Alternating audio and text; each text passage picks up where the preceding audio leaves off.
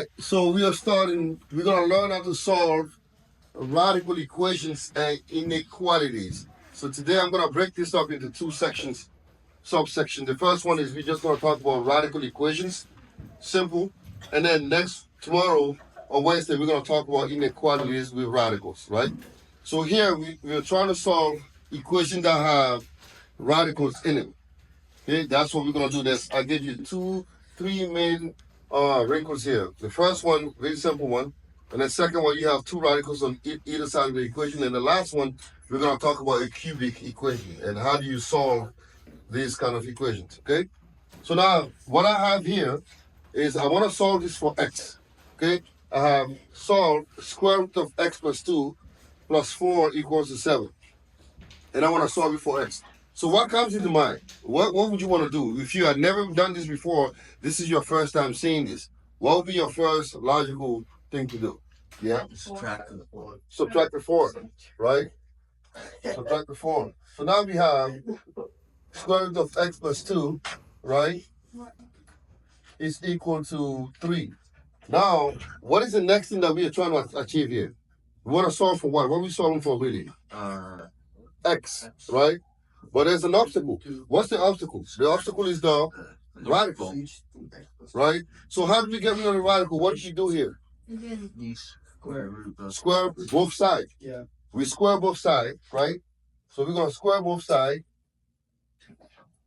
And then once we square both sides, what happens to the radical here? It disappears. It's gone. So when you square both sides, the radical is gone because the square root is x plus 2 to the 1/2. So squaring it means you take away the radical. So now you're left with what? X plus 2 equals to what? What's 3 squared? 9, right? 9, and then we're subtracting. So we get x is 7, right? So 7 is our answer. But what you find is sometimes the answer can be extraneous. It could be a wrong answer. So what we do, we double check. We're going to check it, right? So I'm going to go back to the original problem. I'm going to replace x by 7 to see if this equation will verify it, right? If it holds. So if I go back here, no, you can't. Right? So I'm going to replace x by 7 in the equation. So that's going to give me 7, right? Plus 2 plus 4 is equal to 7. Let's double check this statement, right? 7 plus 2 is 9. So this is square root of 9 plus 4, and I want it to be equal to 7. This is what I'm trying to aim for, right? Now, square root of 9 is 3. So 3 plus 4 is 7. 7 is equal to 7. So therefore, this is good, right? So therefore, the x equals 7 is a good solution. So you always want to double check your answer when it comes to radical to make sure you don't have the wrong answer, right? So first thing again is you isolate your radical. You isolate it. Next, we get rid of it by raising it to the power of 2. Because x plus 2 radical is the same as saying x plus 2 to the 1/2. And to get rid of the 1/2, you just raise it to the power of 2. So that takes care of the radical. Okay? Any questions on that? Are we good on that? Right? All right, so we're going to move on to the next set. Can I erase this here? Or no? Yeah. All right. Yeah. All right, now here, what do you have? What do you notice here? What do you notice? We have 2 x's. You have 2 x's, 2 radicals, right? On either side. So what do? We're going to proceed the same way. I'm going to square this, right? And I'm also going to square this. But now there's going to be a problem on this side here. I can't just... See, the radical does not cover the 2. It only covers what? The x, right? Now, on the left side, we are good because the radical covers everything, we're left with x minus 12. That is fine, right? On the left side, we're going to be okay because the radical covers everything.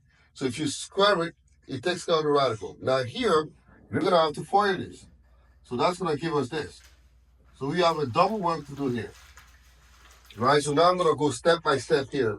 I'm going to have to do it all the way, right? So this is x minus 12 equals to 2 times 2, which is 4, right? 2 times negative square root of x, that is negative 2 square root of x, and then negative square root of x times 2, that is negative 2 root x. And then I have negative square root of x times negative square root of x. That gives you what? 2 square root of x. Square root of x squared, which is x, right? Because I have two negatives, so therefore it's just going to give me what? Plus x, because I'm multiplying square root of x times the square root of x. That gives me x. Okay? Now, watch this. So I'm not going to combine the like term, right?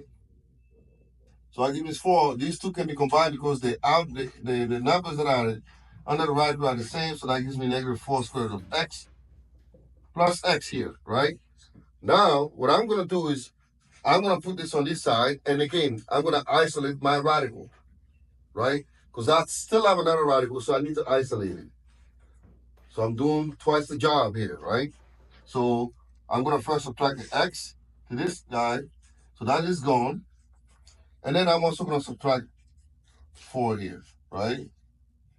So I get negative 16 is equal to negative 4 square root of x. Now, I can square it here, but I won't do that because I want to make sure my stuff look decent.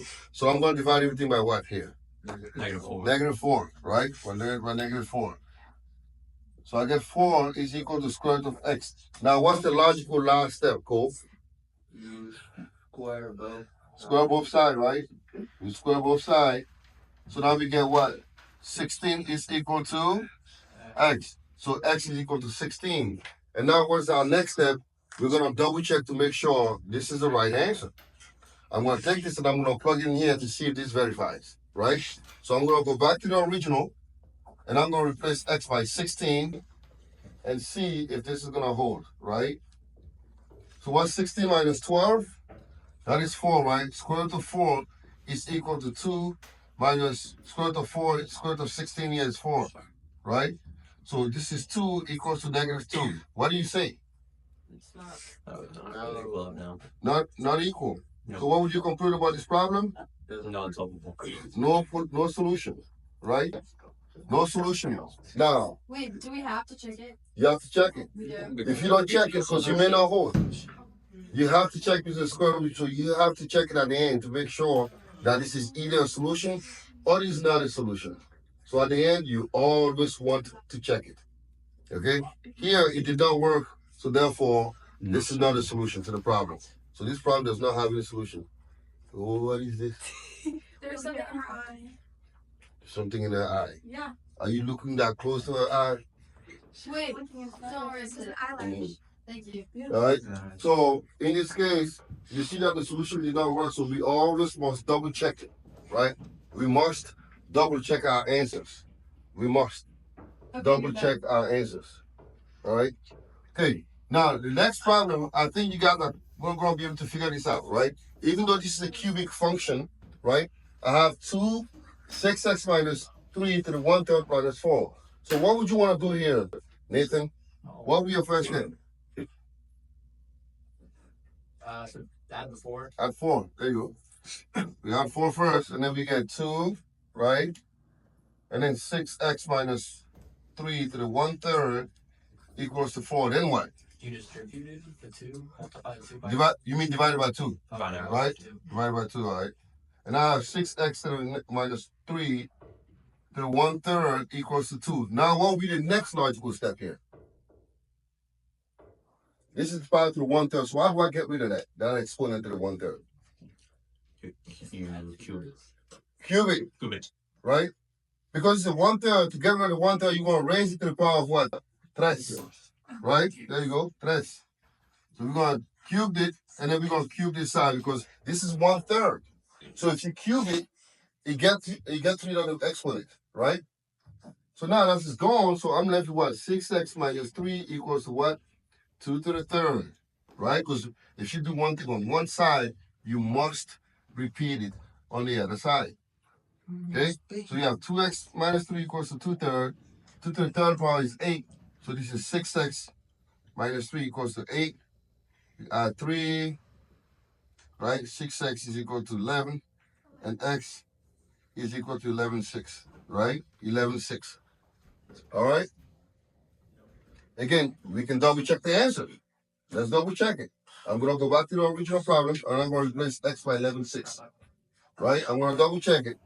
So I'm going to go 2, 6 times 11 over 6 minus 3 over 1/3 minus 4 is equal to 0. So let's double check that, right? So these 6's are going to cancel. They're gone. So I have 2, 11 minus 3 minus 4 is equal to 0. I'm double checking, so I'm putting the question mark. Oh, yeah, 1/3. Thank you very much. So 11 minus 3 is 8, right? So it's 2 times 8. 1/3 minus 4 is equal to 0. 8 to the 1/3, that is 2, right? 8 to the 1/3 is 2, so it's 2 times 2 minus 4 is equal to 0. Yes, that is true.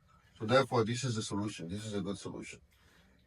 Okay? So in this problem, all we're doing is just solving, double checking, solving, double checking. The answer is to make sure that we are doing it right. Okay? All right, there's one more thing that I want to do here. And then tomorrow we're going to talk about inequalities. Now we're just talking radicals.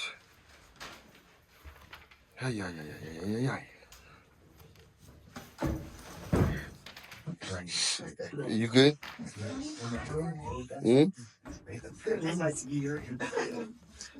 All right, so I want you all to see if you can figure this one out here.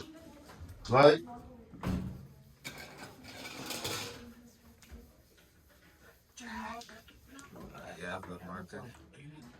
So we have 3, right? Parentheses, the fourth root of 2x plus 6, right? Minus 6 is equal to 0. All right. Who wants to help me out here? Go ahead. Okay. Plus 6. Mhm. So 3. Plus 6. All right. And then you divide 3 from both sides. All right. Divide 3 on both sides. So we divide it by 3. Divided by 3. All right. Okay. And then you get. The fourth root of 2x plus 6 equals to what? 2. Yeah. All right. So do you raise it to the power of 1/4? No, 4, not 1/4. Oh, 4, right? Yeah. 4, right? And then what happens to the radical? It gets out of there. Gets out of there, you get 2x plus 6 equals to 16, right? Yeah. Mm-hmm. And then you minus 6, so it's 10. So x is 5. X is 2x is 10, and x is 5. And then the last step will be to double check it. Yeah. Plug it in here. All right? So 2 and 5, that's 10. 10 plus 6 is 16. Oh, 16. The fourth root of 16 is 2, right? 2 times 3 is 6. 6 minus 6 is 0. Okay, you can do that. That's just something you can do, all right? So this section is not really that complicated. Once you just apply the techniques that we learn, all right? Yes, sir. Oh, sorry. Yeah. Yes. I apologize. My bad. Yes, sir. Mr. Salami, hey now. My bad. Yeah. Sir.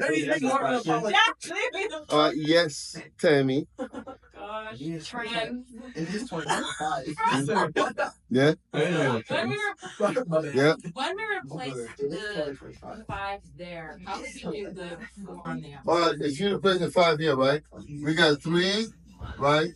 Fourth root of 2 times 5 plus 6 minus 6 is equal to 0. I put a question mark because we want to double check this, right?